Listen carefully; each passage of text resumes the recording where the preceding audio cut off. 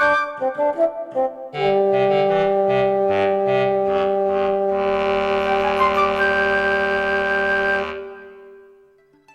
early 2000, a civil society network, the Nile Basin Discourse (NBD), was formed with a membership spread across the 10 countries: Burundi, Democratic Republic of Congo, Egypt, Eritrea, Ethiopia, Kenya, Rwanda, Sudan, Tanzania, and Uganda.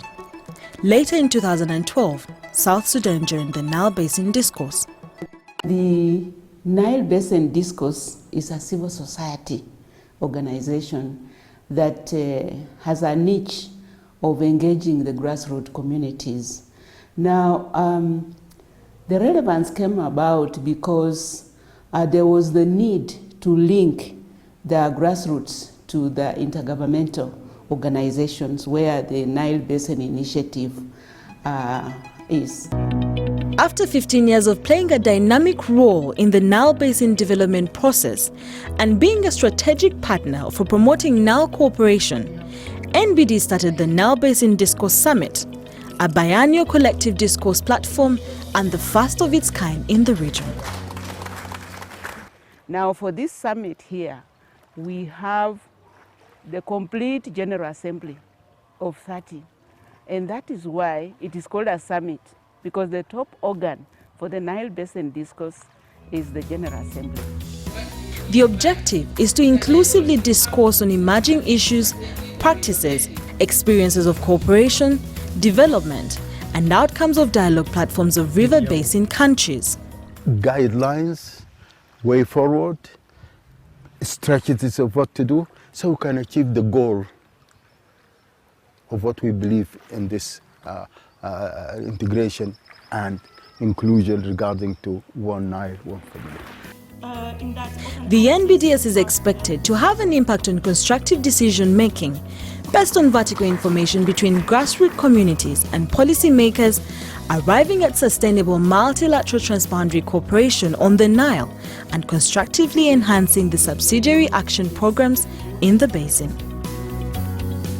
NBD looks at bringing together all stakeholders on one discourse platform as the very best alternative to enhance inclusive decision-making and development. The summit is an attempt to bring together stakeholders outside the civil society, outside the members who subscribe to the discourse, to discuss key issues and critical issues that are contemporary to the Nile Basin, that we want to take forward, that we want to resolve, that we want to discuss together and look forward for solutions that could contribute to sustainability of the basin and the livelihoods of the people.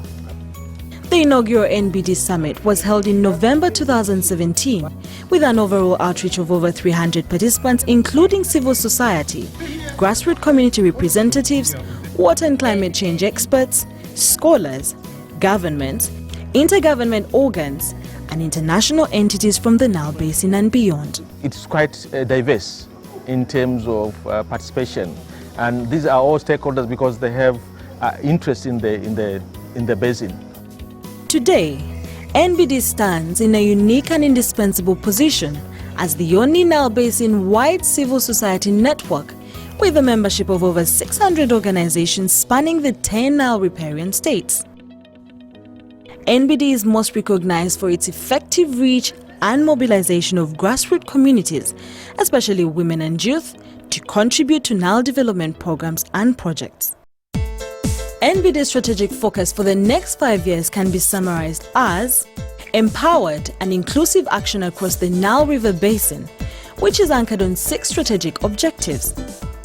Inclusivity and cooperation based on the Universal SDGs and the Africa Agenda 2063, and therefore responds to the different targets of the agendas. Increased linkage and influence of stakeholders to government and intergovernment structures for basin-wide projects and programs. Influencing transboundary dialogue and actions for the sharing of the Nile water resources. Influencing policy development, planning and aqua awareness for equitable utilization and sustainable incremental management of the Nile Basin resources. Expanding and strengthening a diverse NBD membership base. pursuing diversity of or for institutional and financial sustainability of NBD and its membership across the basin. The immediate future is very bright, and I think communities are much more aware now. Communities are much more communicating with the government, despite the challenges of that there's uneven response from the government. But I think communities are now really aspiring for more space to be able to be held, and how they can participate in managing this water.